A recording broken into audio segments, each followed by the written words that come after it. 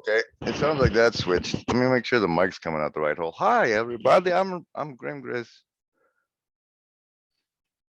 And yes, it is good. I don't know. Do you want to say anything? Do any intro? I'm Mark Lefebvre. I have a YouTube channel called Navigating Patterns. I've talked to Chris Petkow, Paul Vanderklay, Karen Wong, and Charlie Hancock, and a couple other people. So I'm sort of on the YouTube in the sphere with the Vanderklay, and talked to Mary Cohen a couple times. Yeah. Wow, welcome to the circuit. That Thanks. Hancock land. That's impressive. I like that. I YouTube sometimes. I was doing a D-live stream for the last 8 months or so. That was fun and exciting. I troll a lot on the internet. And the most important thing about the man sitting on the screen next to me is he's per capita, like the most favoriter of my tweets right now. Like, so I'm curious, what kind of person actually likes the tweets of Grim Grizz? And that's why I wanted to talk to you. But I saw you through Chris, our mutual friend Chris, and you seem like a fascinating cat. And then I saw that you were heavily involved with Rebecca, who is my troll crush. So I'm approaching again. So hi. Hi. Yeah, it's good to finally talk to you. I've seen you around on Bridges of Meaning, and I know you're not there anymore. That's too bad. But yeah, you've got interesting posts. I don't like all of them, all of your tweets. That's there, true. You are selective, which means I know you actually at least, I don't know, protect your reputation for what you favorite. Yeah, well, I do try to read stuff. Like, I don't try to put my stamp of approval on something I don't actually approve of.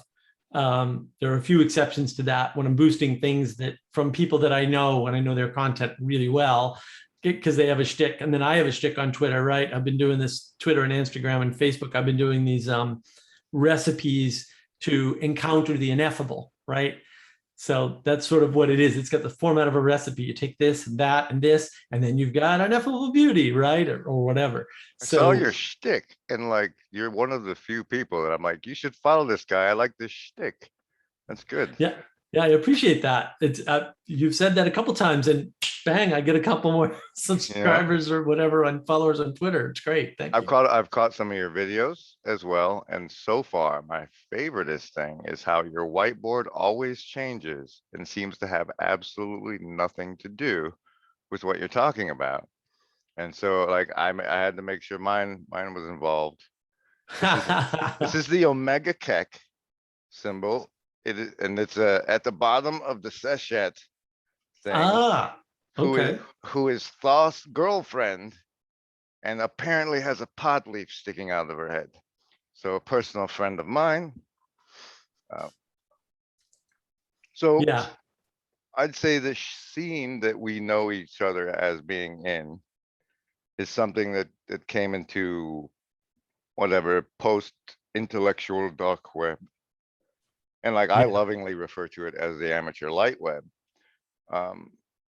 What's your story of ending up here? How'd you end up here, and where'd you come from? Yeah, so what happened for me was I saw some Peterson stuff, and you know, had seen him before, right? But then the Kathy Newman interview, I watched a Kathy Newman interview, and I said, that's what I do. That's the sort of stuff I do, right? I was like, I know that trick. And then I got to the end of it, and I thought about it, and I went, I can't do that. I said, if I knew all her questions up front, I wouldn't have done as good a job as this guy. And I'd seen him before, so I was like, I gotta go deep on this Peterson guy and figure out what the hell he's all about. So I did Maps Meaning, two of them, two different ones, the most recent, and then the one the year before that. I basically consumed everything he had, like, before he disappeared, right? Before his illness. His illness, okay. Yeah. And in the process of that, because of what I was watching YouTube, and I happen to be, I'm a computer consultant, or I used to be anyway. Been a year and a half since I've done any real work. I have chunks of free time sometimes, right? And then I had taken a year off because my mother had cancer, so I was taking care of her. So, I had a lot of free time when I didn't have to take care of her. And YouTube's great, right? Because you can just go pause, go do whatever you got to do, right? And then come back to it. And I'm good with stuff like that. I can pick up where I left off pretty easily. So I absorbed all that stuff. And then because of that, it hooked me onto Vervaeke. And so Vervaeke releases this 50-hour, meaning crisis thing, right? And, it's called Awakening from the Meaning Crisis, and which is a misnomer, by the way. It should be called Awakening to the Meaning Crisis because it doesn't solve it, right? There is no from. That's more the meditation series. And so I watched this 50 hours. I never would have started it had I known it was 50 episodes and they were releasing one a week. Mm-hmm. But I got sucked in, and then I was like, well, whatever. So every Friday, dutifully, when it drops, I'm watching it, Right. And then what happened was he releases his meditation series mostly as a result of COVID. And because I wasn't paying for any of these guys, right? They're on YouTube. It's sort of, the YouTube phenomena got big with Peterson, right? That's when it really exploded in the intellectual sphere. It was already big in the gaming and entertainment sphere, but now it's big in the intellectual sphere because of Peterson. And then John advertises this, meditation thing. And I'm like, oh, meditation. I know all about meditation. So, I don't want to hear John's meditation thing. I've got my own meditation. I don't need anybody else's. I did a lot of research on this when I was a kid, granted, right? And I have my own methods and all that. But I said, but I want to support the guy. So I'll go and I'll support him. And it was there was live chat and everything. Before you continue from there, when you say you had your own meditation thing, what was your active level of practice at this time? Were you doing like dailies? Well, at that time, I wasn't doing dailies. But what I would do, which was always my goal, was, my meditation was geared, all of my practices were geared around two things: reducing anxiety, because I suffer from anxiety, and productivity, because productivity is very important to me, right? So I have a sleep program. I can get you down to about 4 hours a night pretty reliably. I did it with a bunch of people, changed their lives. Because when you sleep less, if you do it correctly, you actually learn quicker and you retain more. So one of the people I did it for, she was going to school full-time. She had a full-time job and she was learning Chinese. She learned Chinese in a year. She did all of that at once, right? And the only way you can do that is if you're not sleeping very much. And she slept great and she was able to do it all. And everything works better because you keep your brain in alpha mode, roughly speaking, for more of the day when you sleep less. So your retention's better, your learning's better, everything improves, actually. It's really funny. And you can buy that program at the link above. I don't sell it. I give it away. But if you want to donate, you can donate. I have a whole write-up on sleep in general and the sleep reduction in particular, because you have to get your sleep right. The problem is, back when I did it, sleep wasn't a problem. Nowadays, got to reel you back to, like, what was your practice when you found out Vervaeke was doing his? So that was part of it. I had a thing called Zen sweeping to calm down my anxiety. And then my goal in meditation was to engender higher speed learning, better retention, right? And what I wanted to do was to be able to separate my physical responses from my mental attitude, right? And so for me, that roughly looks like, because I like heavy metal music, that roughly looks like I want to be able to drive while I'm listening to like Metallica or Tool or, something really heavy that you can't, that really brings you along, right? Really high quality, deep speed metal, and be totally relaxed and not respond to the music, but still able to appreciate as though the music's not on, right? Because one of the problems you have when you have anxiety is you need to be distracted to work. So you have to have the TV on, for example, while you're coding or something. Like, I was very much one of those people when I was younger. So that was my goal, was to get rid of that problem, because it's another piece of anxiety. So that was part of my productivity. You're at a state, you were aiming for a state, right? Yes, right. Okay. It was all state-based, exactly. And so you're like, I already got my meditation thing. Vervaeke comes out with his, you say, I'll donate. And then? Well, I want to support him with likes. But what happened was he had a live stream. And because I grew up online building communities, and I didn't realize this at the time. When I'm in when I'm on a line thing, I just build communities because that's what I do. It's a natural thing for me. So I more or less built his online meditation community in the stream on YouTube. And then Brett came along with a Discord server, and I moved it all over there, basically. Yeah. So I was there, and John, actually, if you go through the meditation series, not just he is the lessons only, but if you go through the whole thing, you'll hear in the Q&As John talking about, I really like it that Mark's here because he's here all the time, and it's a real comfort to it's very flattering for Mark, let me tell you. Well, must have been the first time we met then, because like I'm in one of those Q&As. I got a good question out of him there. So yeah. He was very good at answering questions in those Q&As. But we had a joke going around about new cell phone tones for Mark, right? Because John would say something like, "Well, Mark is a godsend." He actually said that once. It was like a little overwhelming, but lovely. Yeah. So yeah, Brett and the other guys would like needle me, Manuel, and some of these other guys. They'd needle me like, "Oh, is that your new cell phone, Mark?" And I'm like, "Yeah, that's my new cell phone ringtone. Is John saying something nice about me?" So hey, yeah, it was fun. It was fun. Yeah. Okay, and so then you're on the Discord. Yeah. Well, and in the process, I find out John's got a unique meditation, like really unique. Like it's not like anybody else. It's very directed, and it's well thought out and put together, and it's useful. And people were finding it useful. And he incorporates chanting and movement meditation and all kinds of things that I really didn't have a need for. Although my Zen sweeping is a movement meditation, but it's nothing as comprehensive as the Qigong he was teaching or the walking meditation that he was teaching, right? So, it was, we moved it over to the Discord. So we were watching the live stream and on the Discord. And then as he shut it down, right, he did Cultivating Wisdom, which was the follow-on to the meditation, which was sort of our fault because we were like, John, we don't want this to end. So he used that to develop a new course, which I think he's released now, or at least test releasing. This Cultivating Wisdom stuff. And we just kind of kept going with daily meditations. We used to have 2 a day. We're down to 1. Well, we do 1 European time. We do 1, morning times on the East Coast.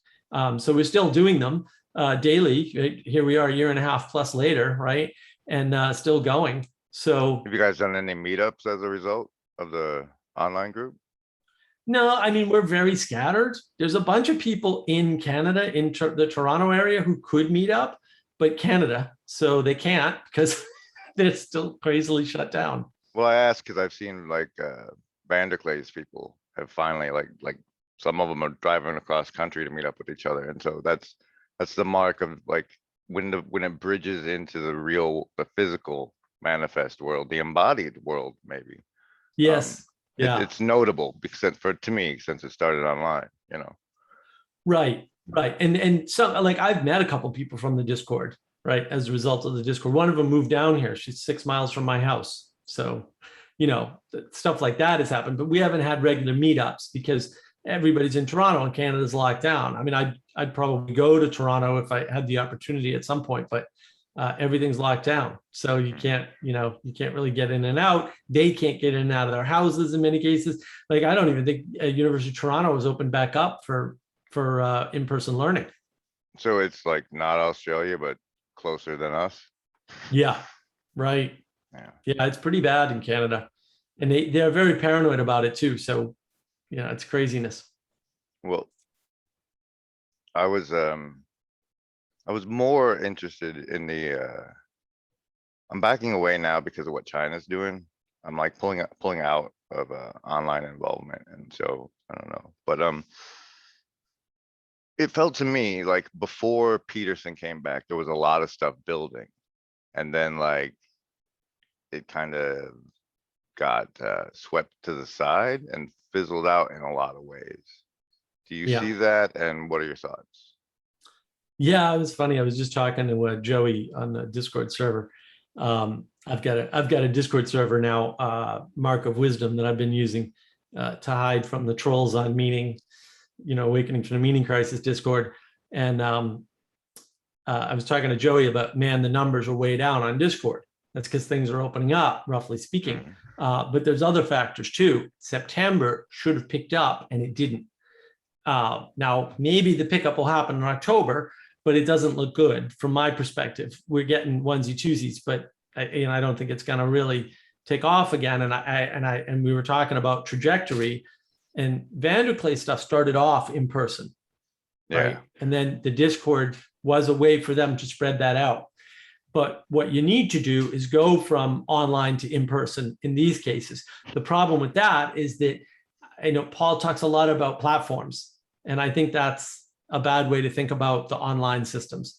They're filters, right? And Discord is hard to use, except for gamers.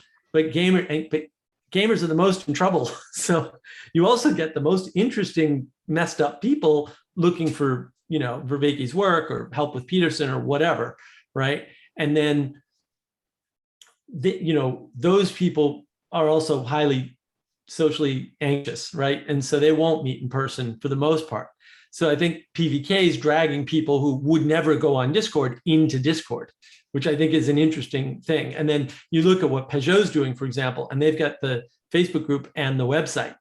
And so they're mostly website driven, which is a really low barrier to entry, right? It's a lot of people can engage with websites, especially if they can use them on their phones, especially then websites are like really in. So it's really about the next step. And I've talked about this before, right? But I think the next step, everybody thought that what might happen was either John was going to form all this stuff, but John has bad social anxiety. If you've watched the meditation series, he talks about it. You can see it, right? It was one of the things that people misread in the Peterson-Vervaeke conversation. A lot of the nervous laughter and giggles was actually just John's social anxiety. It wasn't as bad as it looked. Let me put it that way. And John doesn't want to be a charismatic. He doesn't want to be out front leading things. Neither does PVK and neither does Peugeot, to be fair. Peugeot said he was building an army. And he's maybe talking at Jupiter again, and maybe. Well, we'll see. I don't think he wants to, he's got a family and stuff, right? And like this is what Vanderklay talks about. I got a family and I can't just do that, even if I wanted to. And he indicates that he doesn't want to, and yet, right? And they're all doing it. They're all riding that fence. And Peterson, right? So the thing that I think Vanderklay missed with the Peterson-Vervaeke talk is everybody on the side of Peterson and Church wants Peterson to push people because they stopped, right? Peterson takes you so far and then you stop. That's what a lot of Vanderklay's channel is about, right?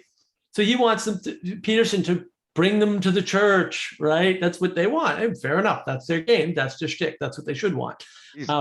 Peterson's over, guys. Come on. Well, he's got no place to go, and right, he never built a network. He never built a community. I mean, this is the Peterson Peugeot talk, right? ThinkSpot. He made this there's this whole ThinkSpot thing. No, he's Russian bot now. They literally you can see the Harry Potter scar on his head where they installed the microchip. Yeah, well, I think, again, the problem is they're looking at platforms and they think that their definition of platform is correct and that things like Facebook are platforms. They're not, they're filters. And when you think of them in terms of filters, they're farms, and then, sir. Yeah, but to get something to last, it can't be only online. You have to have more than that. Either something you really care about, like art. So you need rituals. Art things, right? You need embodied ritual, and like going to the same place on the internet isn't quite enough. Right. So you can't. In other words, you can't. VR, so. Right. You can't. But you can't build an online community that's too spread out with interests, because then it doesn't pique enough interest for you to invest time into it. So art enclaves can work online in a limited fashion, right? Intellectual topic things like, physics clubs, right? Study clubs where people are, basically have college in common, right? So you have to have a lot in common, but that doesn't spread out horizontally. It doesn't scale horizontally. It only scales vertically and not very far, because communities are limited in how big they can get before weird things start to happen and you need more structure. I failed to build a beholder, but I think that it would fit into that mod list of ones that would work. And in Dungeons and Dragons, the beholder is like the big eyeball with all the little eye stalks. And to me, we have that potential here, particularly for people willing to use Discord. That like 50 hours, right? 50 hours, buddy. There's gems, there's bits, like, there's parts that resonate hard. Like there's Oh yeah, like you could wire people up and watch for them.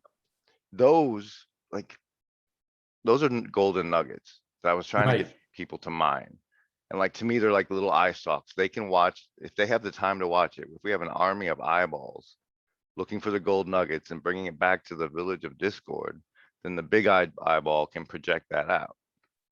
And like, I don't know, I'm not a charismatic, so I could never build it.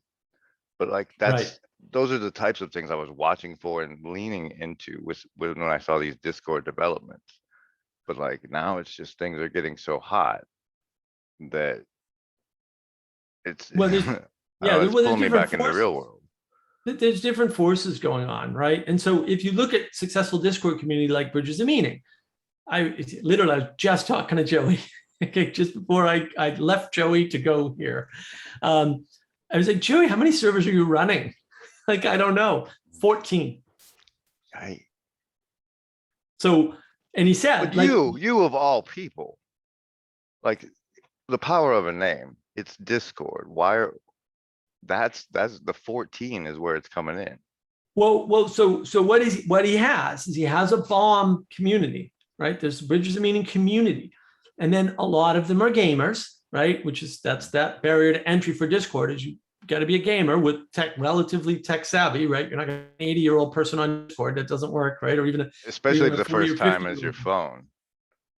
Well, that creates other problems. But if you have gaming in common, you can start out on the bomb Discord. And then if you want to get into a gaming conversation, you switch over to the bomb gaming Discord, right? Or the book club or the art, right? They've got a bunch of those, 14 of them, right? So, Is that's Discord a that platform? model.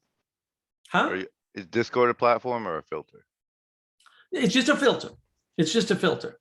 Because what people say, what the problem with calling it a platform is that the way they cast platform is that they think there's a capture element built into the fact of the product, right? So Say that in a different way. The capture I'm product part. fair enough. I'm going to try. So what I mean is when you have a quote platform, people think there's an audience, and then they say, okay, well, there's say 2 million people on Discord, whatever. I have no idea, right? We'll just throw out a number, 2 million people on Discord, on the platform of Discord, right? And then they say, well, and then they treat it like a market, okay? Right? And they say, well, the capture point for a market that size at 1% is whatever 80%, 1% of 2 million is, right? That's how they do the calculation, okay? This is So the that's like same investor bankrupt. people? No, not everything's treating everything. Everybody's treating everything like business. Van der Klee talks about this. The churches are right. The Protestant churches are just treating it like a business. It's like, but that's the kind of calculation they do. Now they do this same calculation, by the way, down where I moved to. Right, I'm from New England. I moved down to South Carolina. South Carolina is full of dead malls, dead all over the place.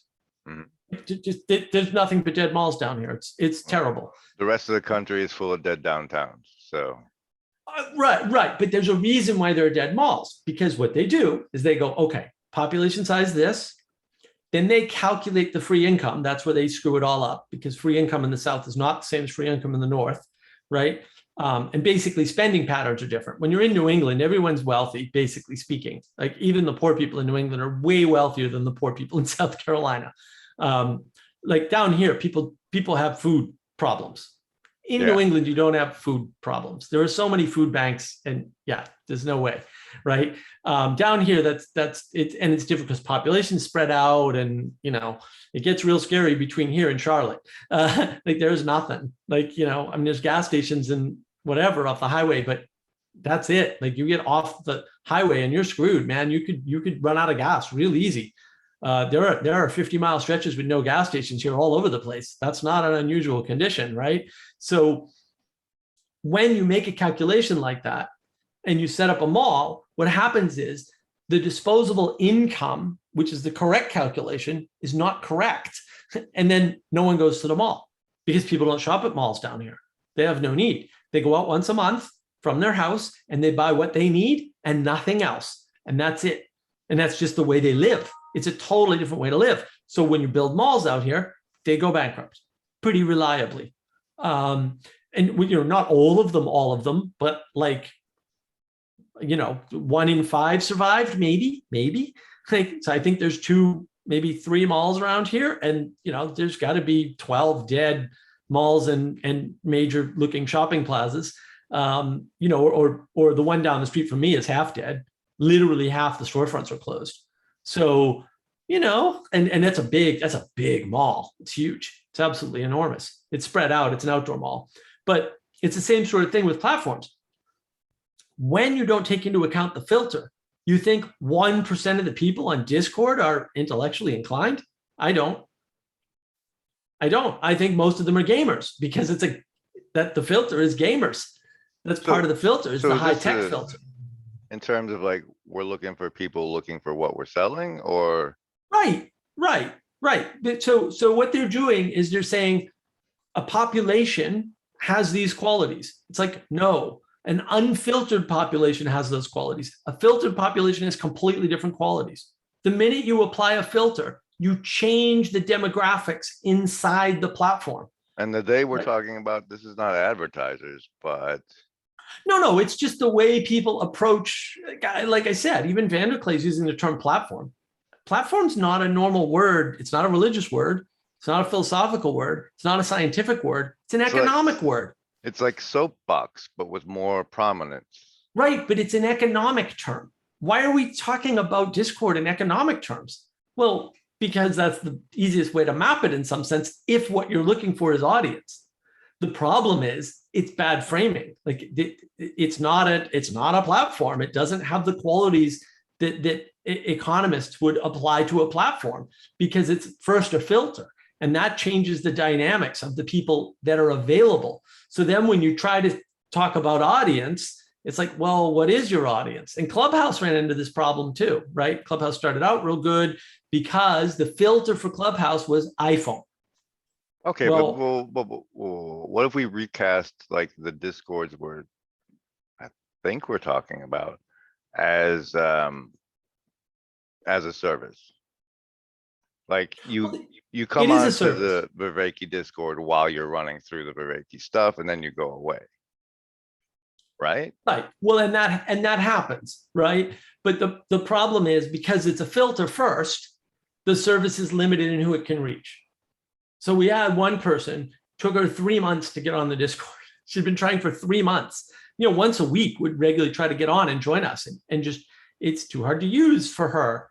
Fair enough. Like it's sometimes it's too hard for me to use, and I know how to code. Like this, and it's the just usage ridiculous. You're talking about is like the voice chat rooms. Yeah. Voice, well, but even the text rooms, people aren't used to that kind of text room. It's not, if you've been on the internet a while. Oh, for sure. I'm just saying, like, the effort being made week after week was to be part of voice conversations.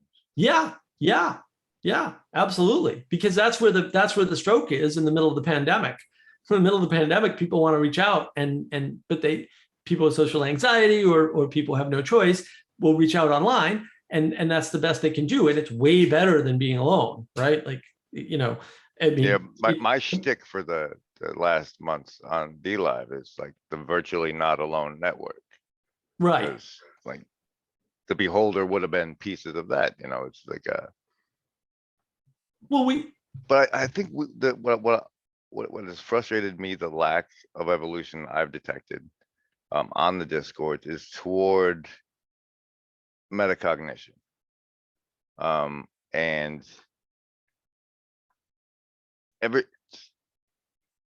I get very, very frustrated that nobody seems to be building anything. Right. Yeah. So Vicky would call that distributed cognition. I think is fair, right? It's be the same thing, roughly speaking, right? Where you've got, a bunch of people working on a project, and then like we had what you were talking about, right? So we had on the Meaning Crisis Discord server for a while, we had Friday dinners together, cameras on, right? We had book clubs going. We had ecstatic dance. We had a bunch of stuff, and we had a bunch of conversation rooms. right, that had people in them on a regular basis, not all the time, but on a regular basis. And so you could do drop-in conversations. We had written our planning meetings, right, every Thursdays or every other Thursday, whatever it was, right? And then we had Q&As, we had tons of Q&As, right? We had Q&A almost every week for a while. And so there were a lot of things you could engage with on our server. Our calendar was very busy. And so we kind of had some of that going for a while, but then the base vanished for various reasons. Some nefarious actors, for example, and then just a lot of stuff. When stuff opened up, people had better things to do, and good. Don't be online if you can be in person. That's for sure, right? But if you can't, it's the next best thing. But what you need to do that is you need more commonality, right? And platform is not commonality. And that's the way people talk about it. Oh, we're all on Discord, so we all should be able to get together and do metacognition or distributed cognition. Like, fair enough. It sounds like a reasonable thesis when you frame it that way. The problem is you need interest. So even with like the written R meetings, the problem with the religion that is not a religion meetings is that nobody wanted to run them because they're all anti-structuralists, right? So they're like, oh, structure is bad. You need leadership to run things, guys. You're not getting around it. You can talk about AA has no leadership. That's not true. AA doesn't have a formal leadership. It doesn't have a super harsh set structure. And it doesn't have, what some people might refer to as powers and principalities, like manipulating it. Like, fair enough. But somebody's leading, right? And maybe multiple people are leading different aspects. And leadership is a rare skill. So you can't train people into leadership. Some people you can train into leadership, but most people cannot be trained into any form of leadership. Most people can't be trained into much, my good man. Right. Well, yeah, I'm trying to be as generous as I can, but that's, I agree. Most people can't be trained into much, but leadership is hard. And if you're an anti-structuralist, you're not going to make anything happen ever. And that's, that's John's thing too. John's an anti-structuralist. Right? He's an anti-structuralist and an anti-capitalist, pretty clearly. You see his face light up when people talk like that to him. He just lights up. Oh, you don't like capitalism? You might have a solution? I'm all in. It's like, you're high. What are you doing? Right? Monetize care. Huh? I always wanted to get to talk to John because I wanted to go over like the way I think and like what part of my relevance realization machinery is broken. Because clearly at the functional level I'm at, there's a piece that's not doing what it's supposed to be doing, or is doing it way too much. But close to, like, I got to Enrique's once and kind of blew my load. And that was as close as I got, but it's like I'm on the verge of like making a run for it into the forest somewhere, or like RV camps, because as far as I can tell, we're marked at the beast end times. And depending on like how reality is actually constructed, how like under it all, like what the ineffable actually plays out as, like just the power of that many people believing it could bring it about. And like from the material angle, like, hey guys, they all believe this, let's take advantage of that. Right. Yeah. There's a lot of that going on. You're really hitting on something. So one of the things I talk about, Peterson and Vervaeke, I think, are both middle out guys. So they're trying to stand on what I call objective material reality, which, by the way, doesn't exist. So just little hint, right? And they're trying to stand there, and then they're going, oh, there's emergences from below and there's emanations from above, and we can understand them because we're in the middle. It's like, well, you're not in the middle, and that's not what it works like, right? But and the reason why there's no objective material reality, and this is in physics, I do not understand why everybody doesn't get this. Double slit experiment and the quantum eraser. Look them up. PBS has great little I don't know quantum eraser. What's quantum eraser? Well, that's a tougher one. That's where it times the thing that happened seems to have changed in the past as the result of the future observation, roughly speaking. Yes, that's how I think reality works. That's quantum. Well, but what that means, right? What that means, what the double slit indicates, but the quantum eraser totally proves, by any interpretation, right? This isn't, I don't know why the physicists don't talk about this, although a few of them do. What it means is that we make reality, period, full stop, 100%. But that means it matters what we point at, right? So you have to point at something good or you'll make something bad. And this is where Peterson's model comes in handy, right? Because it's chaos and order. Oh, speaking of chaos, the cat I stopped and petted, Dr. Peterson, now wants out. Be right back. Sorry. Fair enough. You can pause recordings on Zoom. Look at that. We're back, ladies and gentlemen. The power of technology. The CIA is watching anyway. You might as well broadcast it. I'm Griswold Grimm here with Mark Lefebvre talking about the reality we've all come to know and suffer through. Yeah. But I like the chaos and order metaphor, right? And then order takes more effort to create, and chaos takes very little effort. And then we get confused, right? Oh, well, there's chaos and order, and they're opposites. They're not, right? There's more chaos in essence than there is order, right? The order towards the good, we'll say, is smaller thing than all the things that aren't it. So it's non-binary and non-dualistic. And that's where people get confused, I think. Yes. I'm tripping because Raw 80 just came out. They're re-releasing the original voice recordings, and number 80 just came out, and then it is they're talking about things I can't even begin, but it's like light in the darkness, and how like even though the light, sometimes you can't see it, it changes everything. It's just there's so much darkness that I call that basic. I hitched onto Governor Nix's speech at the end of Tomorrowland to like sell, I don't know, the NPCs, the asleep, I mean, because I look back at how programmed I was. Mhm. I mean, you essentially have software installed into you for the first 18 years of your life. Right. You have to start somewhere. Yeah. And the baseline software is corrupted. It's like, well, it's all not right. I mean, this is one of the things Vervaeke and Peterson talked about, right? Is that we have bad maps, right? And we're trying to make better models, but it's still not reality, and it's never perfect. And there's all these trade-offs. And I just finished watching The Wire, which I had never seen I didn't see it when it came out. Man, that's gotten such a reputation that just adds to my, I mean, everybody says watch that. Well, yeah, but it's all trade-offs. The whole show is about, like, you can't avoid the corruption, because in the moment, the way things are wired together, the way things are connected literally in the world, means that you have to make these trade-offs. And I'm going to do a video on trade-offs soon. That's coming. It had to. And I cite the Omega Keck. And like one of the most important things Peterson brought to my attention was the ancient Egyptian Horus mythology. And like when it's talked about, they fail to reference generally like the phallus of Osiris. Right. And like we've had Isis literally on the political stage. They called it Isis. It came through and it's destroying history. Yeah. And from that chaos, they assembled a giant phallus of Osiris. And that's what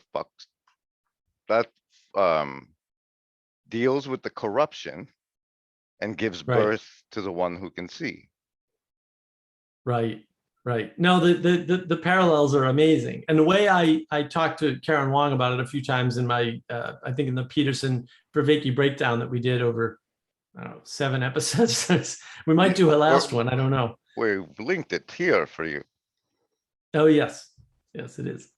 So in that, I was telling her, basically, look, what we're going through is a bunch of mini religions, right? They're trying to gain critical mass so that they can manifest when they're not entirely wrong. Like, you can manifest bad things in the world, like we've seen that, right? The 20th century sort of examples of, if you have enough people, you can just start committing genocides and doing bad things all over the place. And it's happened. It's happened in Uganda in the 90s, right? It's happened a bunch of times. And when you get enough people together, things start to happen. So they're not wrong. The problem is that even if you do that, if it's not close enough to, we'll say, an emanation, to a point of goodness coming down from above, it won't last. Like, it'll burn out in half a generation or a generation. What if it's resonant with one of the Sephiroth of the Kabbalah? Then, like, that should be enough to endure, don't you think? I don't know. I just pulled it out of my ear. I don't know any Kabbalah. I do know my they have Kabbalah is a little Sephiroth. rusty, but yeah, I mean, there's something to things like the Kabbalah, right? Because they're deep, deep patterns. If you want to talk Peugeotian, right? Like patterns. And so there are these given deep the patterns. name of your channel, Haas, Navigating patterns. You Yeah. seem to be slamming the word patterns an awful lot right now. Well, because there are the see. This is the important thing to understand. This is what's really important. You can take all the objects in the world, as in physical material objects, and that's why it's objective material reality, right? You can take all the objects in the world, but they cannot have primacy. And I can demonstrate this rather clearly. I can't. Well, first proof you're is a going to lot have to harder. establish your understanding of primacy for the uninitiated viewer. Well, so what's more important, the objects of the world or the patterns in the world? So the thing that's more important. To which agent? Well, hold on, no. But the thing that's more important is the thing that has primacy, right? It's primal. So the thing that has primacy are the patterns. And so one demonstration of this is simple. If I take a rock and I throw it through a window, there's a set of patterns there, basically, right? You pick up the rock, throw it through the window. I can use those patterns and replace the rock and the window. Mm-hmm.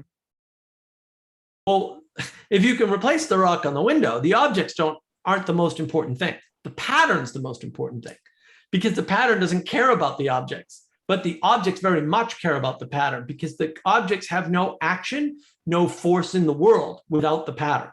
Okay, so like in that particular example, I could take what you're calling a pattern and say it's a mimetic movement algorithm. Yeah, well, the patterns are the things that are the actions that we see around us.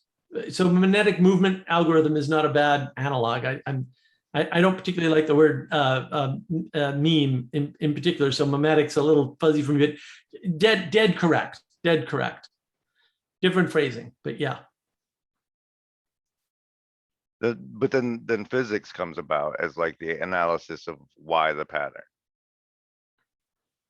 Well, that's what physics is pretending to do, right? And this is where you get into, so people use the term metaphysics, right? And I say nowadays, I just say there's no such thing as metaphysics. When you're saying metaphysics, what you're actually doing is you're talking about religion, and you just don't want to use the word religion, and shame on you, because religion's older than physics and it's primal because it came first, right? And then there's a lot of archaeological evidence that farming didn't come first, religion came first. And then you may say, well, that's kind of crazy. And I'm like, no, actually, it almost certainly is true, because you need ethics did the to do Noah's trade. Ark at Göbekli Tepe.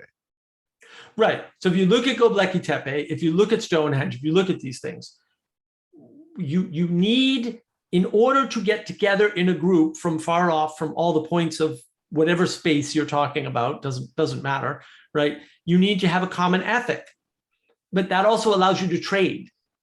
You don't need farming. Farming is detrimental to a society that cannot trade. It's detrimental to the society. It's over specialization until you have trade. It's overproduction of food. Until you have trade. When you can trade with other groups for other things, and then they can specialize at the tribe level.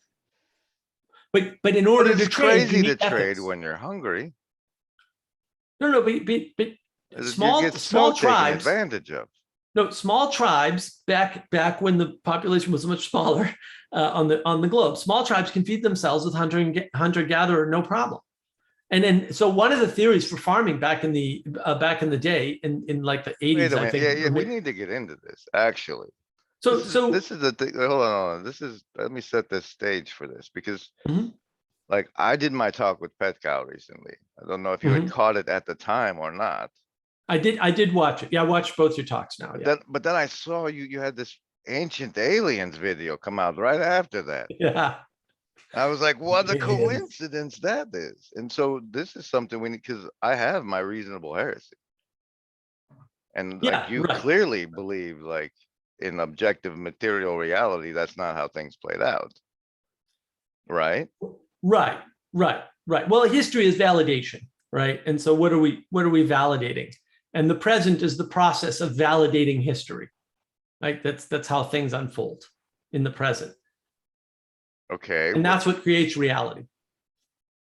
So why in your reality, like, all right, have you heard of the Salience Project? Because that's how I actually got to know Chris. No, I don't think I have. It's a collaborative YouTube playlist where it's a game. The game is you enter or awaken to a strange environment in which there is an alien, and you go over to talk to the alien, and the alien's like, "Hey, what's being a human like?" And then you make a 6 to 8 minute response video, Mhm. and so let's play that game. What's being a human like? Well, there's a lot of stuff there, but I think to be human is to knit together heaven and earth to create reality. That's what I think being a human is. And then how we do that matters. And why does it matter? Well, it matters when you say matters, right? Now we're into ethics, right? So what is your ethics? And you have to develop a sense of ethics to trade with other people. So any interaction outside of yourself starts to require ethics. And the more people you involve, the more complicated, well, complicated is not really the right term, but the more complex the ethical landscape becomes, right? So as more players enter the ethical landscape, whether by just population control or tribe size or whatever, it becomes more Because resources larger. get strained. It increases in complexity, but complexity. So I have a video on complexity. I have a video on conspiracy theories, right? And so what are conspiracy theories? Conspiracy theories are your attempt to make the world intelligible. Yes, like the story you're being fed doesn't make sense, so you start looking for what does. Right, exactly. And why? Well, intelligibility comes roughly, maybe more than this, but in at least 3 forms, right? One form is I get the information, I figure out a prediction, I act on my prediction. That relies on good information, right? So if you get bad information or incomplete information, or your relevance realization is off, it's not going to work very well for you. The other way is you outsource, you use your distributed cognition, right? Somebody else's cognition to outsource your decisions to an expert. Climb on the shoulder of a giant, get a better view. Right, or not necessarily a giant, somebody you assume knows something about a thing, right? And hopefully not too many things, because most people aren't experts on 6 things, for example. Some people are, but they're rare, right? And then the third reason, and the biggest reason, so that's slightly less taxing, right? Because you can just ask Joe and he'll tell you about, whatever it is he's an expert at. Maybe he's a Bitcoin expert. I outsource all my Bitcoin expertise because I don't want to follow Bitcoin, right? So I may get a Bitcoin expert, right, to deal with that for me. But then the other type That was a hilarious Peterson video. Sorry. Yes, yeah, it was. So the other type of outsourcing we do for intelligibility is we outsource in a way that tells us whether or not we need to worry about something, right? So we're excluding it entirely from our sphere of worrying about it. And so in my conspiracy video, I talk about this. I say, look, if lizard people run the White House right now, literally right now, if it's lizard people, I don't have to worry about them. Why? Because they don't care about me. They're extracting resources from the earth, you dummy. So as long as I don't get in their way, I'm fine. And since I'm not going to get in their way, I don't need to worry about it. So everything that's going on in Washington, if they're lizard people, is bullshit, which it is. Like, we know it's bullshit. We can see the bullshit, right? We can sense it. If we can't see it, if we can't articulate it, we feel it. It's like, okay, we feel bullshit going on in Washington. If they're all lizard creatures, I don't have to worry about it. I know what they're up to. and I know it doesn't involve me, so I can ignore it safely. What about morally? Well, that's a bit, but so now we're into other types of outsourcing, It's like, right? So no, it's how you define safe, right? Because well, like, it can be right, but you're, well, if and that's what, if you want to wrap yourself up, this is where conspiracies go too far, right? When you try to fix them, right? how Because dare you judge it as too far? From your limited perspective? I know, right? When you try to fix them, that's when it's an issue, right? When you try to get people to understand, even, and I'm not talking about wild conspiracies that aren't true, conspiracies that are true, because there are conspiracies that are true. To what extent people are involved in this complicated or complex plan is a different matter. But so if you watch The Wire, you can see this play out. That's very much what the show is about how things that look like they're considered efforts by, forces are really just a bunch of random bad situations that people, there's a way out. It just involves all this other stuff, and it looks bad on the outside, but it doesn't unfold that way in real time, right? And I call that conspiracy by stupidity, for example, right? Okay, all right. Hypothetically, let's play. Let's say the sun is gonna nova. People know it's gonna nova, and they're just Yep. like preventing panic Yep. as long as they can. Right. And Which is a that's good strategy, by the way. and that's the actuality of it. Right. Then how much do conspiracy theories matter? Well, look, they always matter. I mean, they tell you a great deal about what's going on, right? So one way to measure the health of an economy is to measure the black market. The bigger the black market, the less healthy the economy is, right? One way to measure the health of the collective sense-making apparatus of your society is to measure conspiracy theories. How many conspiracy theories are they? And the thing is, again, it doesn't matter if they're true conspiracies, right? Because the number of true conspiracies, if you can determine such a thing, and I'm not claiming that you necessarily can, the number of true conspiracies where there actually is involvement in people, moving towards something deliberately, a group of people knowing what they're doing, is actually a really useful number. Like, because then that tells you that's actually, roughly speaking, a measure of corruption, right? But the total conspiracy theories, true or not true, is a measure of how bad or good the sense-making is in your society. And so as your sense-making apparatus break down, there's more conspiracy theories, because people need to explain more behavior that doesn't make any sense from the narrative that they're told. And that's, roughly speaking, a conspiracy theory is a break in the narrative that you can sense, right? It's that, well, if you really cared about healthcare, you'd throw all the money in the world at it. True, right? What But about of course, what about take North Korea and fit it into what you just said for me, if you would? well, in what way? I mean, North Korea is a tightly run state. Actually, so somebody came on the server a few weeks ago and said, I saw that Peterson interview with that North Korean woman, and that's crazy. She's claiming that they have loudspeakers in the cities telling people things. And I went, dude, they do. Like, they do. They absolutely do. Right. So I've seen smuggled footage. In that scenario, the number of conspiracy theories that exist would be an indicator of health, not the breakdown of sense making, but like an attempt at proper sense making.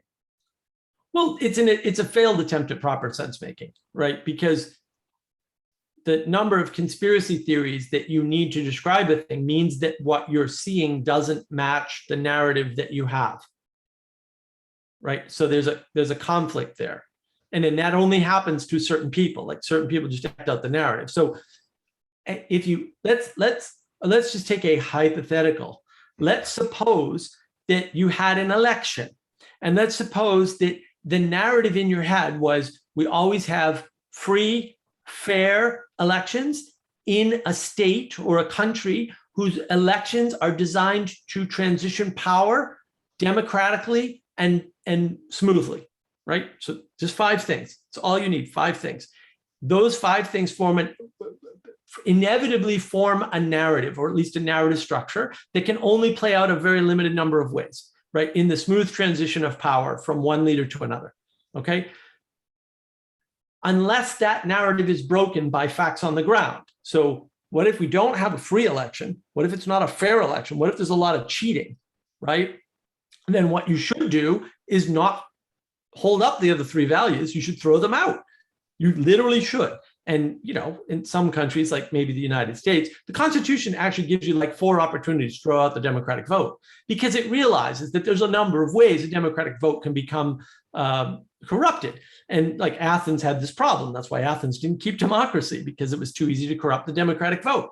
And there's a number of ways to do that. One is to sway the people, right? Another is a propaganda campaign. Another would be to actually cheat the physical system. Now, if one of those 3 things happened and you didn't notice and you were in a position to fix it, you wouldn't do it, because you're playing out the narrative as though these 5 things are true, right? And so that now looks like a conspiracy, right? Assuming cheating, of course. Like, and this is all hypothetical, of course.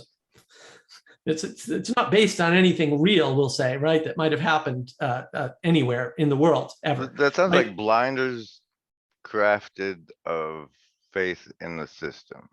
Well, so the people following the narrative.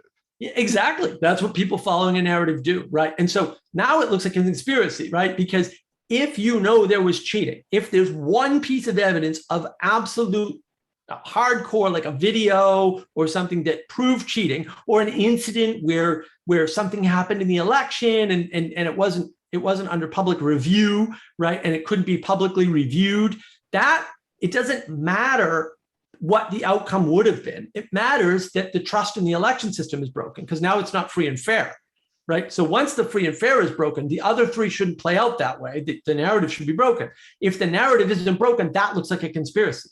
Of course it does, right? And technically it is, but it's not a conspiracy of a cabal of lizard people. It's a conspiracy of people who have blinders on, to your point, right? Who are playing out the narrative as though nothing has changed. But things change sometimes, and you have to be aware of that so you can update your narrative. But the conspiracy angle comes in, like, say, for example, some really smart guy says that there's a lot of suppression of information, like a dynamic information suppression cuckold. I don't know what the C stands for in the disk, but doesn't the existence of that like imply conspiracy? Well, the problem is there's lots of valid explanations that seem correct but aren't, right? Because anything can have multiple causes. And so we tend to look at end results and go, aha. And then, you know, let me give you a quick example. So if you have a riot, let's say in a place like Seattle, right? You can divide up the reasons for rioting into several categories that are perfectly valid categories, right? So why might you have a riot? You might have a riot because you've got legitimate anarchists on the street going, down with the government, for whatever reason. It doesn't matter. The individual anarchists could have several different reasons from one another, but because their goal is the same, they're rioting. But we'll just make them one group, even though they may have different, and this is the key, they may have different reasons. Yeah, they may have different end goals, right? But then you've got another group.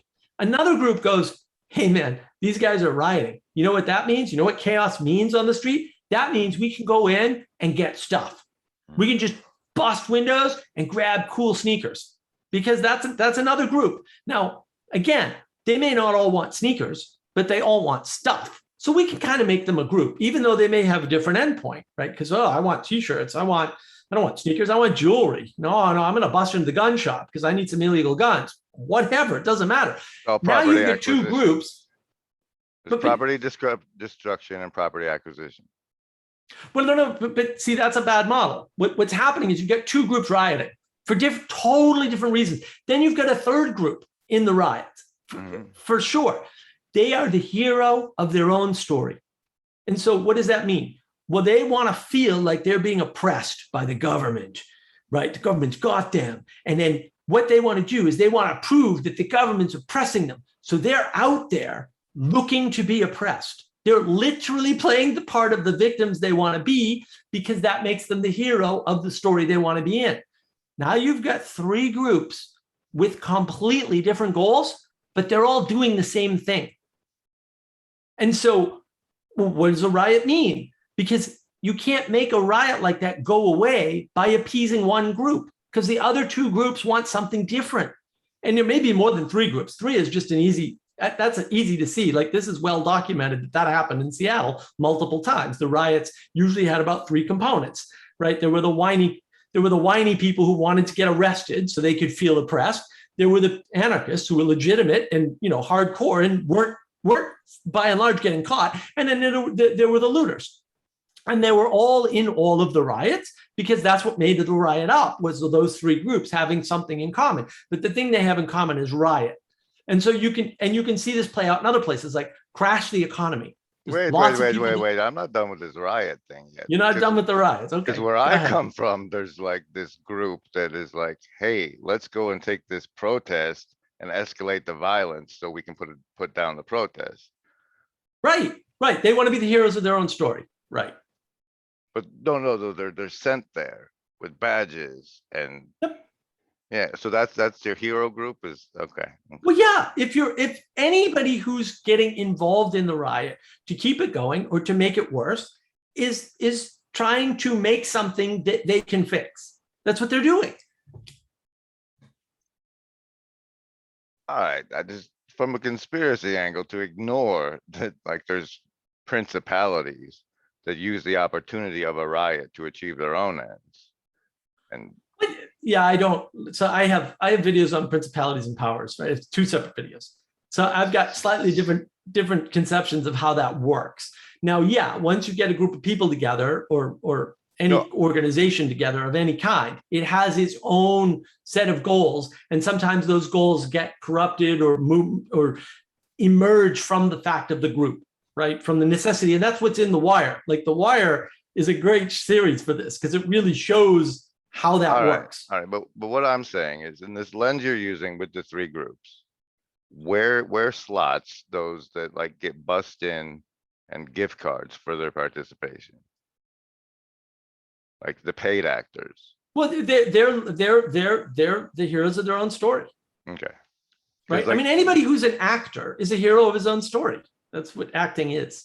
It's just like the heroes of their own story, as described, seem like participation on the rioting side of the riot almost exclusively. And like, I wanted to bring in the other elements, and then B, there's like, does the paid elements fit in there? So I'm good now. I just had to see where my stuff fit in your model, Yeah. Well, I mean, and there may be more than three motivations. Those are the three main motivations you saw in Seattle for sure.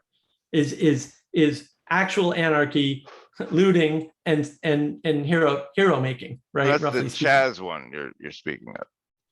Mainly. All of them. No, all of them had those elements. Okay. Yeah.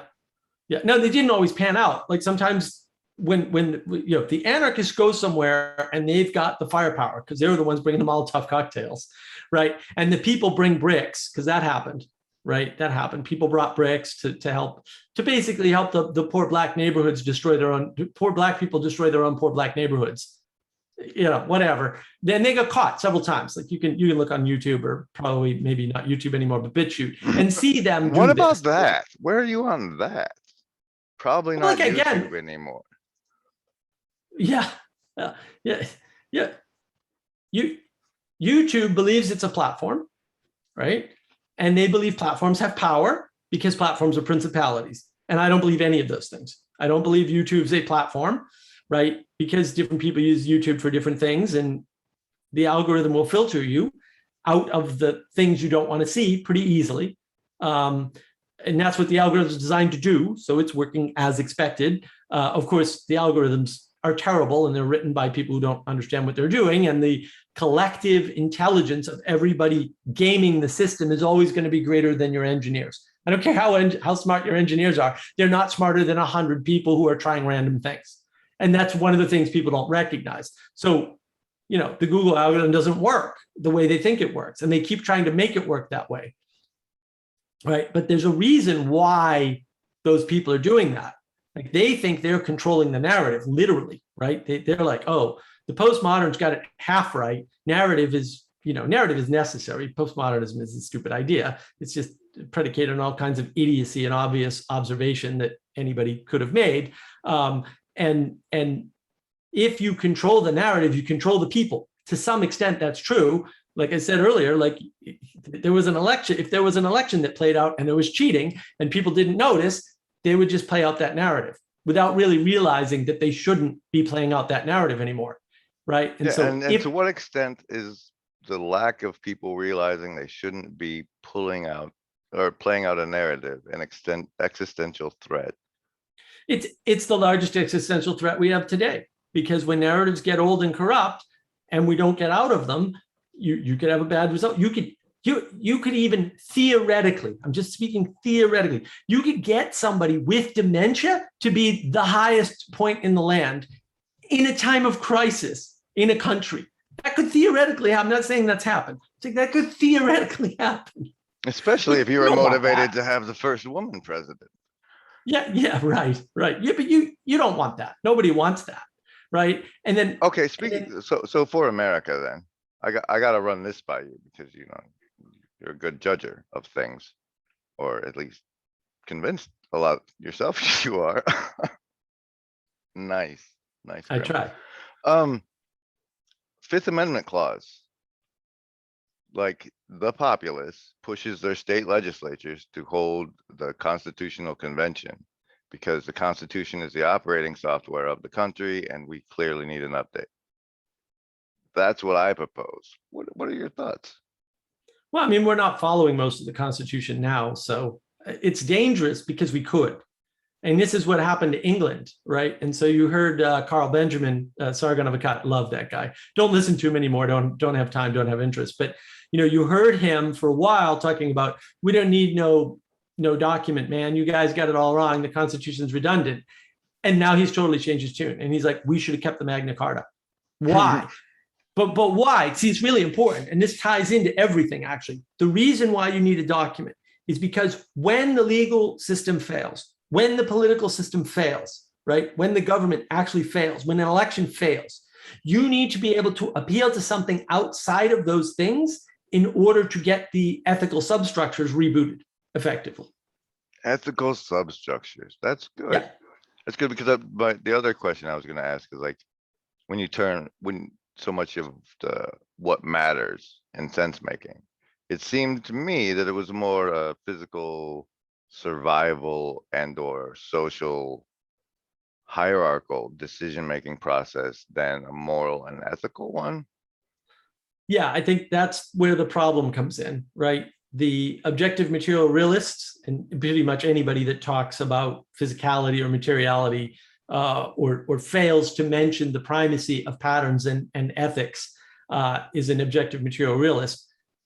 They don't understand that all the stuff they're doing is driven by a need, right? Or driven by a purpose, or driven through a reason, not reason, but through a reason. And then that has to come from the ethical landscape. The problem with the ethics, as we kind of touched on before, is ethics is bigger than a single person. It is the thing that is bigger than a single person. And then as you put more entities, whether they're individual people or whole tribes or states or nations, into the ethical landscape, which you must do as the population expands, you get no choice, right? Is the complexity increases. Now, because it's already bigger than you, it requires distributed cognition. You can't do ethics by yourself. When it reaches a level of complexity, I would say that it stands to reason that the need for compartmentalized knowledge arises, simply because, like, people don't have the ethical processing power for that level of complexity. So you limit what they know. And I further posit that you don't limit what they know. They self-regulate through cognitive load. Like, I can't track all this stuff. So I've got to not, like we talked about the intelligibility, right? I got to not track some things. What are the things I'm not going to track? There's certain things I'm going to ignore, right? And then there's certain things I'm going to outsource to experts. And then the rest I own. Right, but as a population management entity or whatever, you craft a narrative that fits the compartmentalized knowledge need of those people. And I posit that that's the function that was served by the three major networks up until the cable revolution, as brilliantly explained in Anchorman 2. And now we're in a situation where the compartmentalized knowledge is too decompartmentalized. And the solution well, we need is for a better system. Or I don't think that's possible. I think that what you're pointing at, which is the problem of today, or the problem of modernity, even if you wanted to go that far, is the distance of things from validation, right? So when you validate something locally, only the local people know about it, right? And so the only people who know what happened in a shooting are the people in the neighborhood where the shooting took place. That's it. Nobody else knows anything about it. It doesn't exist outside of that. When the entity that reports on that is way up here, say in New York City, when the shooting happened in rural Montana or something, they're not going to get accurate information. They can't. And so they have to rely on a process, right? And the journalistic process. Well, as the cable news rose, and they concentrated in one part of the country, or two really, right? It was Atlanta and New York City. They're in cities. They know nothing about rural life, so they have no contextual information. And B, they all live the same place, far away from wherever things are happening, right? And so they don't understand what's going on. And then when you have a further corruption, let's suppose you had a president who repeatedly, just hypothetical again, let's go with hypotheticals, who repeatedly said, oh, well, this was a racial shooting. And then every fact that top person at the top of the chain repeated was actually factually wrong, right? But you didn't find out about it for months. What would happen? And then you can see this unfold. They ended up having a beer summit over an incident in Cambridge that involved a Harvard professor. Now, unless you're from Massachusetts and know Harvard pretty well, and were there at the time, which I was living in Massachusetts at the time, you have no idea what happened during that thing. No idea. But it's interesting because I recognize that name, Harvard, and people talk about that, and then I'll be able to be up on the current news for the water cooler social slide by aspects. Harvard is a wonderful place to make immorality. The most immoral people I've ever met came out of Harvard University. I'm not saying that to slander Harvard, but I'm saying that because it's absolutely true. If it happens to slander at Harvard, then maybe they need to get on the right side of the truth and reality. But these are bad people, by and large. Not all of them. There are plenty of good people at Harvard, but by percentage, it doesn't look good for the good people who are moral at Harvard. The beer summit that Obama had was basically around the following issue. What happened was Cambridge, Massachusetts. Cambridge, Massachusetts is a very rare bird indeed. First of all, it's mini California. It's nothing like the rest of Massachusetts at all. There's a bunch of crazy people there. It's so crazy there that at one point for years, it might have been 20 years, if you owned a condo in Cambridge, you could not live in it legally. Like it was stunningly backwards place in some sense, right? Those are for renting. You're supposed to be a landlord if you have one of those. That's right. Well, in Cambridge in the 70s, I learned this only a few years ago from a buddy of mine who owned a bunch of property in Cambridge back in the 70s, oddly enough. They used to blow up and burn down their houses because they had rent control and they couldn't afford to keep the houses. So the landlords would dismantle the houses. And then Cambridge passed a law to make it illegal to dismantle your own house on your own. It's a crazy place. It's a crazy place. So, it's got MIT, which was pretty good, is now completely corrupt. It's got Harvard, which was excellent and completely corrupt. The president at the time knew the professor in question. The president said, oh, this is the man's home. No, it wasn't. The property is owned by Harvard University, period. End of statement. Always was. It's a multi-million-dollar property in the middle of Cambridge. It's a gorgeous house, by the way. I've been by it many times. Wasn't owned by this guy. It had been broken into 3 months prior. So they went to answer. The other thing that's unusual about Cambridge is Massachusetts is about 7% Black. That's it, 7%, right? South Carolina, I think it's 39. Okay, it's a big difference, right? Most of the Black people in Massachusetts are in Mattapan, Roxbury, right? They're in communities, very nice areas of town, by the way, that are ruined by lots of crime, unfortunately. The nicest areas of Boston are full of poor Black people, basically. Cambridge is unusual because Cambridge has wealthy Black people and poor Black people, and the poor Black people are all in one part of the city, literally. They're literally all in one part of the city. Right, they've basically got a Black ghetto in the middle of Cambridge, not in the middle of Cambridge, but off of one of the corners of Cambridge. Okay, so what makes that unusual is that means they have a police force that's trained to deal with this situation. So if you look at the news footage at the time, you will see the Black cop and the white cop answering the call.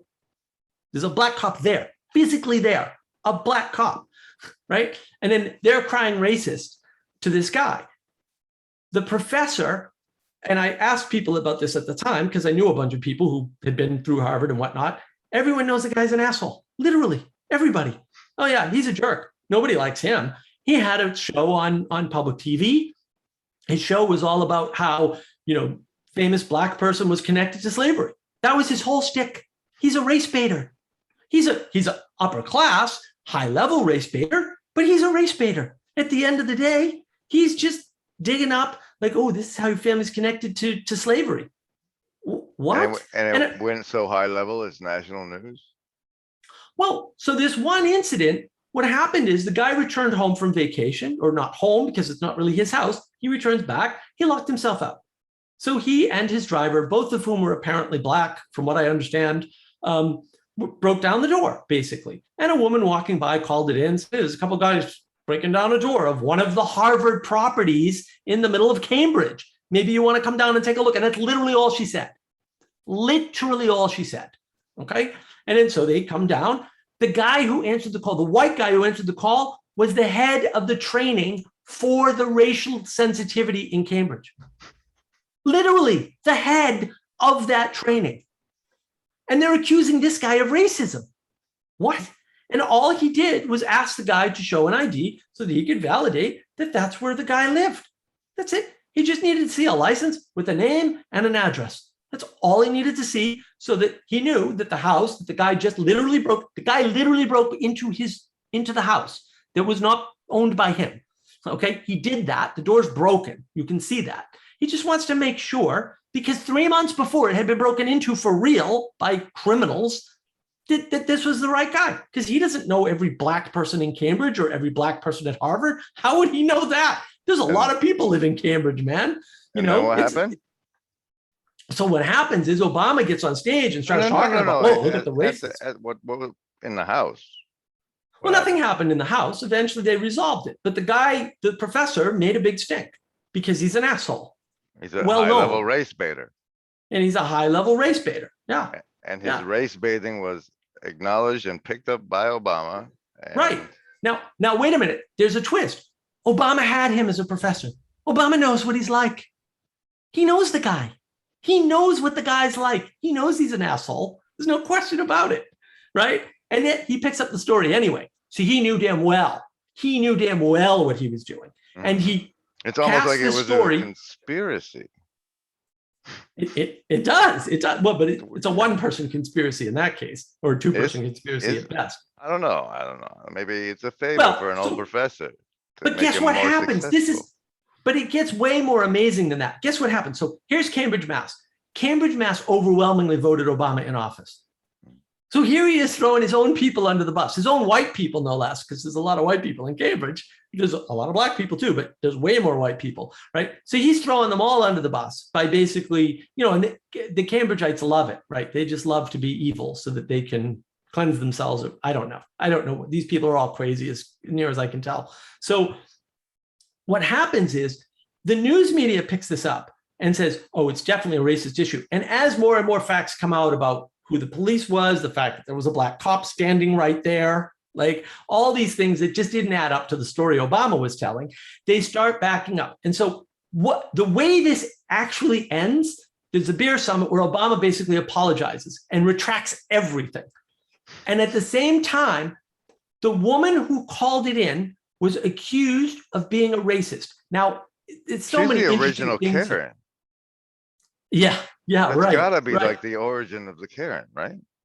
I don't know. I don't know the history of Karens, but the woman who called it in is being called a racist because it is reported in the news in Boston, in the local stations who should damn well know better, right? They say, well, she's the one who said a black guy is breaking into a house.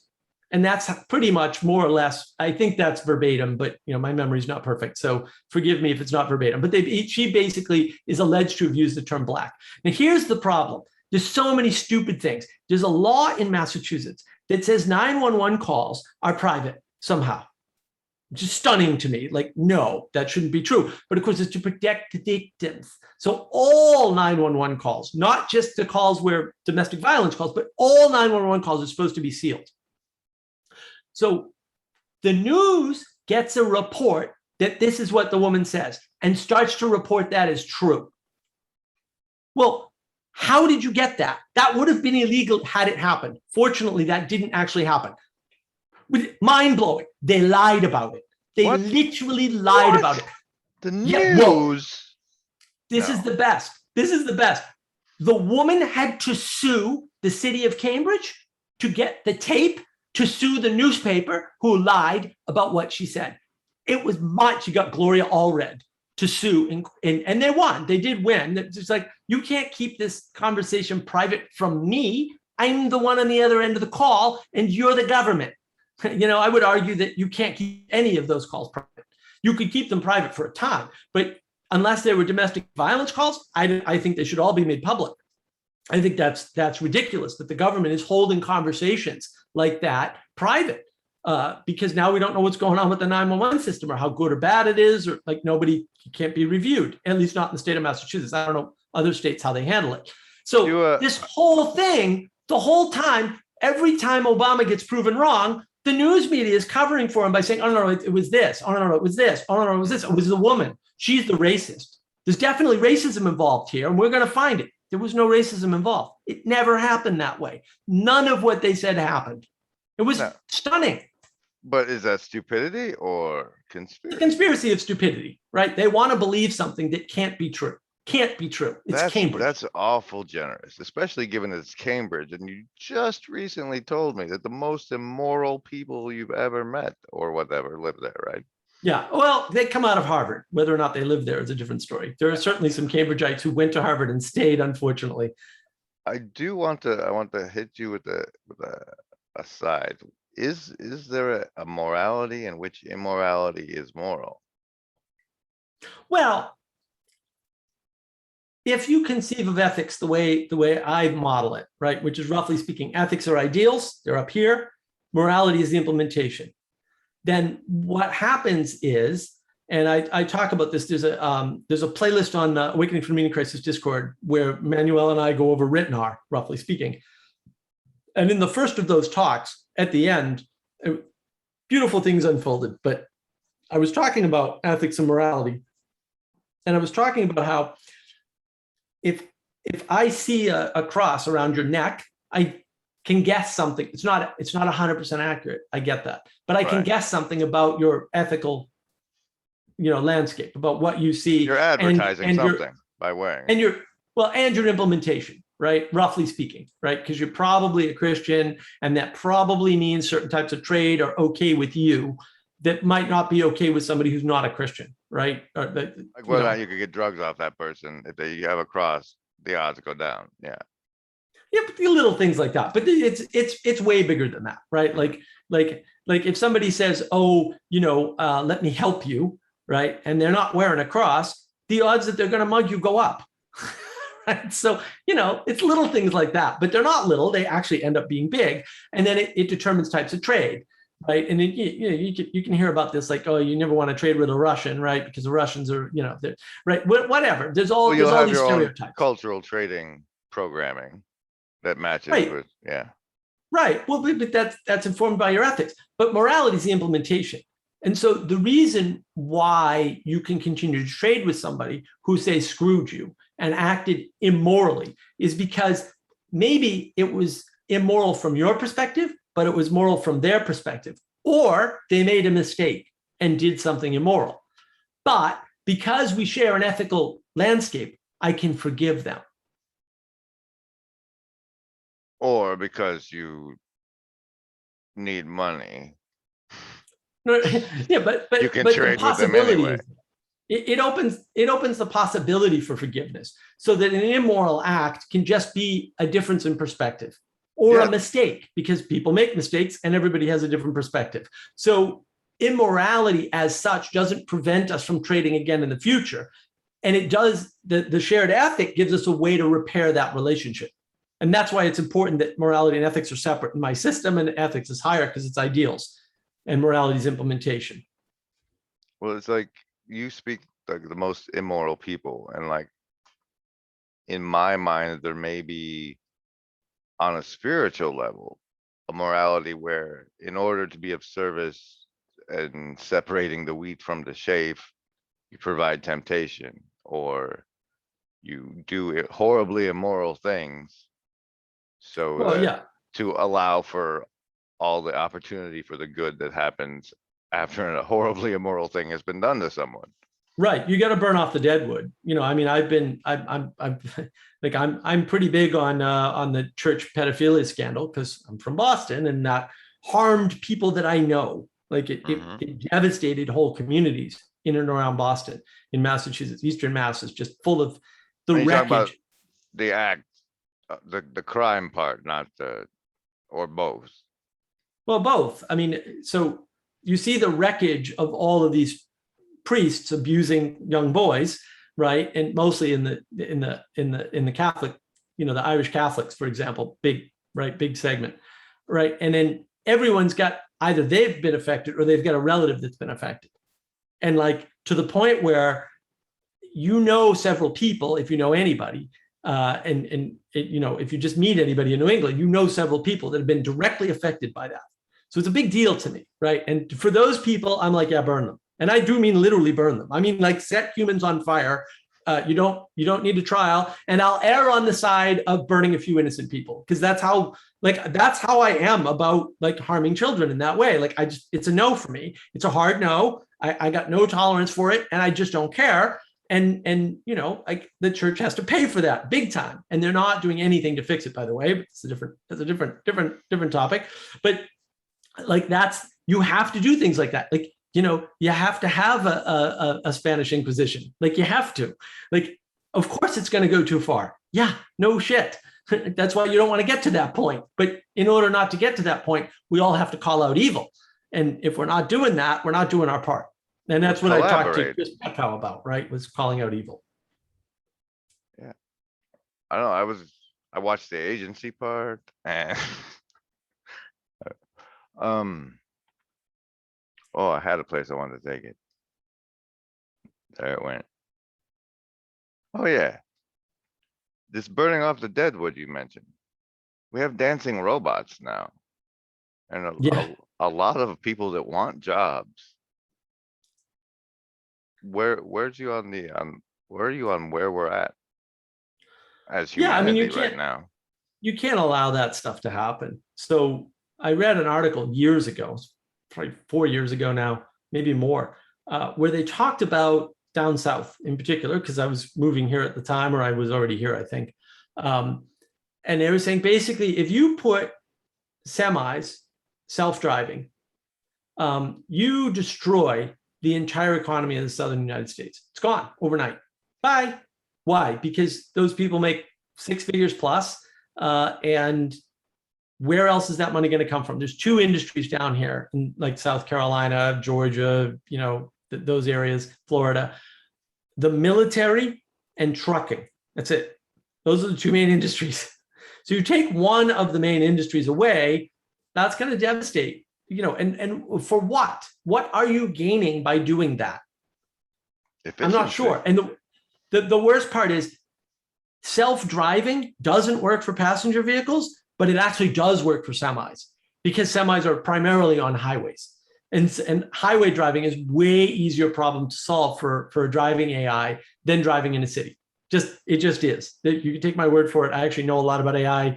I could probably program one of these things, no problem. But I wouldn't want to do it for not highway. It's sort of like the principle that we've been able to make planes take off and land by computer for well over 20 years. Why? Because an airport is a very controlled environment, and AIs have no problem in controlled environments. When you get less controlled environments where you get pedestrians and bikers and scooters and bicyclists and parked cars, that's very hard for an AI. But driving down a highway is real easy for an AI because it's a very controlled environment.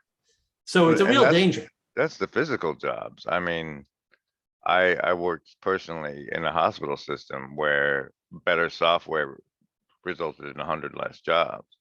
Right. So why would we think that the people managing the population aren't gearing up to burn off the deadwood?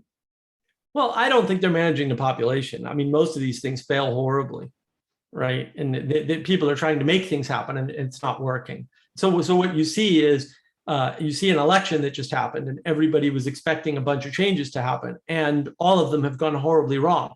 And so they're all scrambling to make sense of what happened. No, we have the power structure now, and they do. They have the power. They got the power they wanted, but power doesn't work the way they think. And so when they tried to exercise that power, it didn't work. And you see this all over the place, right? And it's weird. I was thinking about this just earlier today, right? You get a bunch of people that say things like, well, the bosses do this and they control that, and unions. Wait a minute.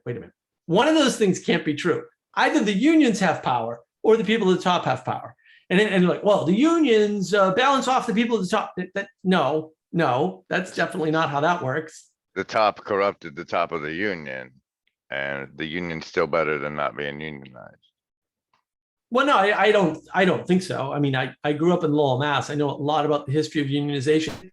It ain't what you think. The unions that we have now look nothing like the original unions that did all the work. By the time the modern unions came around, all of the laws that we take for granted, like 40-hour work week, were already ensconced in government at the federal level. And that was the result of what we call shop unions. And the original shop unions, they did make those legal changes, but no one ever got any money for being in a union. No one paid any money for being in a union. When they went on strike, they just lost money. No one paid them to go on strike. None of that happened. That all happens in modern, I think it's in the 30s that changes. It's right after they passed the laws, by the way. So they passed the laws, and then these unions come. And it's basically the mafia, literally. It's unions were all literally Italian mafias from Sicily. Like that's how that happened. And so it's this fantasy reality that people talk about those laws wouldn't be on the books for unions. Well, except that the term union changed its meaning in between the time that the laws were passed and now, right? So the unions were very different back in the day, like the Rose Strike, in Lawrence, Massachusetts. Like that was a whole different. There was not, it just didn't work that way. Shop unions were volunteer positions, and nobody ever got any paid for being in a union. That never happened, and it was run strictly by the workers. It was a very loose structure. Right. It was, you would think the anarchists would love unions the old way and not the new way, but they seem to love the new ones better. But that isn't how it works. The union, it turns out, has very little power, because the union tries to tell the members what to do, and the members tell them to go screw. And you're seeing this play out now in New York City with the nurses. How many nurses and doctors aren't vaccinated right now? That's going to crash the system. They've already lost a couple hospitals. Texas lost an entire hospital. It's closed. Goodbye. 150 people they had to let go because they wouldn't take vaccines. Why? Because they're smart and they know that's not a vaccine. And they're like, well, we're not taking that. Why? We don't need it. We don't want the protection. The vaccine protects you, not everybody else. We don't want to be protected. That's my choice to be protected, not yours. And then what happens? Hospital closes. The government has no power there. The head of the hospital has no power. If the workers don't work, the business goes under. Businesses don't have the power people think at all. And lots of businesses shut down because of this, usually under the radar. We just don't report it because it doesn't fit the narrative. So that the media doesn't report it because it doesn't make any sense to them. So they don't know what to do with it. Are we watching the collapse of the dollar? The petrodollar, at least? I think so. Yeah, I think we're going to have problems. But the bigger problem is everything else is going to collapse too. So who's to say we won't remain on the top? Because the last two times we had a dollar collapse, everybody collapsed faster than us. So it didn't work because currency is relative, right? Yeah, and we did buy a military with that blank check, so there's always that. Well, and all we have to do is pull out of Europe. Now, of course, that's going to destroy Europe. But at this point, I'm like, yeah, whatever, man. I don't care if Europe goes under. I care if the UK goes under a little bit, but not so much because they're a little crazy now anyway. But yeah, the European Union can go. We could pull out of Germany tomorrow. The European Union collapsed like that. Turns out we're 20% of the German economy, US military. Yeah. Guess how much play the German economy has? 18%. That means if we pull the military out of Germany tomorrow, which we couldn't do practically, but if we could, the German economy would run 2% negative every year, at least. At least. So what if Europe goes Muslim? What if it completes its conversion? Yes. What happens What after do the you mean conversion? goes? It's already there.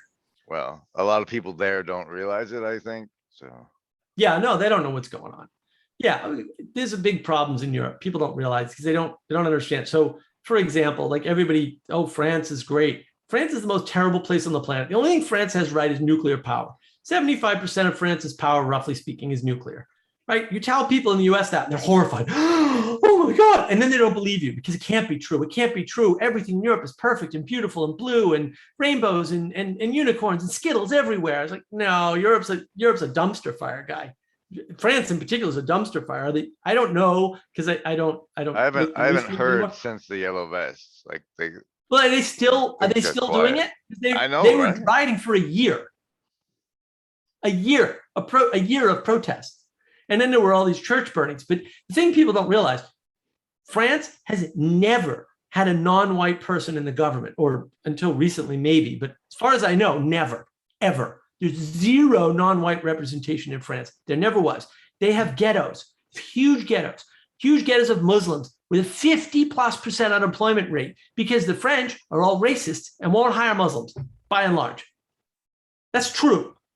And you look that up. I mean, maybe it's not true in the past 3 years because I've been out of the game for 3 years. But 3 years ago, that was just like you could just Google it and it would just say that. And that's absolutely 100% true. Right. And then who has the greatest income mobility? The United States. Who has the most business creation? The United States. Like it's great here comparatively. Now, that reversed under Obama, interesting, after they passed a certain healthcare bill that didn't live up to any of its promises, did the opposite of what was intended, we'll say, right? That then the businesses actually went down, more businesses were closing than were opening. That changed. One that originated in the wrong house, right? Yeah. Well,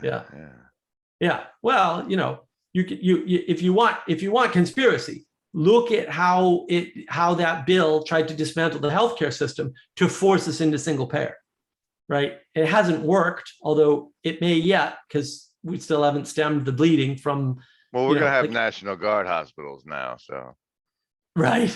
Well, we're going to have to. We're going to have, and we already have the split private public healthcare like they have everywhere else. Like Canada has split healthcare. The UK has split healthcare. Most of Europe has split healthcare. Australia and New Zealand have split healthcare. Right. So it's the wealthy people have a private hospital system and everybody else has a public hospital system. And nobody knows that. That's in all the countries that have, quote, free healthcare. They all have a split healthcare system. And the wealthy people have way better healthcare than is available to the people who aren't paying for it, who are just using tax dollars. And nobody knows this. They think Europe's wonderful. The Canadian healthcare system is wonderful. It's all garbage. It's all garbage. Most people still think they're public. And like one of the things that's come to me like over the last decade is public is the last thing you want to be.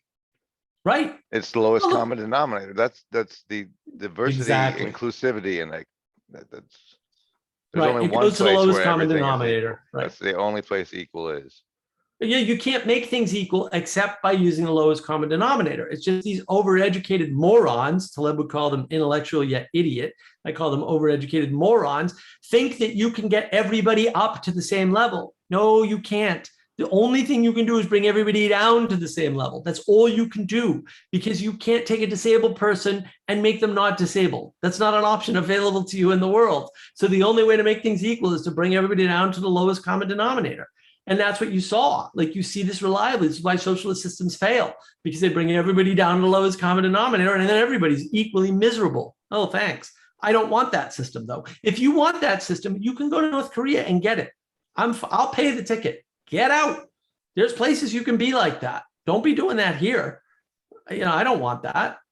All right. Do you have any predictions for the next 2 years? 2 years? Yeah. War in Europe. Just that. Middle East. We gonna build the temple? The third temple going up. Yeah. Oh, I don't know about that one. That's a good one. Definitely war in Europe. I don't know if it'll be like large scale country war, but maybe it'll be the local Muslims fighting the native population on the streets, right? Which we've seen a little bit of. I don't know, but it could be country on country, right? Germany's beholden to Russia for all of their power because they got rid of their nuclear plants, by the way. Worst mistake ever. So like Russia could just shut the power off to Germany. Germany's done. See you, Germany. Falls immediately, right? There's all kinds of threats there. The Middle East, we broke the Middle East after World War I in an attempt to try and save British petroleum. That was a mistake. The British National Oil Company, which I think is now British Petroleum, but maybe they're different. I don't remember. That's the one leaking the Gulf up, right? Yeah. But we saved Britain by doing that. And we should never have done that, right? We should have said, yeah, you're on your own, guys. And that's not going to fix itself. The only way to fix the situations is with a tyranny. And, we see how tyrannies are terrible. So, Iran's going to do something eventually. Whether they implode before they go to war, I don't know. But they're either going to implode or go to war. That's for sure. They might be in the process of imploding, for all I can tell. Right? It's hard to get good data out. If sanctions work, that's what happens. Yeah. Chinese economy is going to collapse before ours. Thankfully, really, that's going to hurt us. Yeah, it's already started. Really? Yeah. Is that why they're going to war? Because see, like when I hear things like the Chinese dude says, "Hey, you can't play video games no more, guys." That's to me, that's them gearing up for war.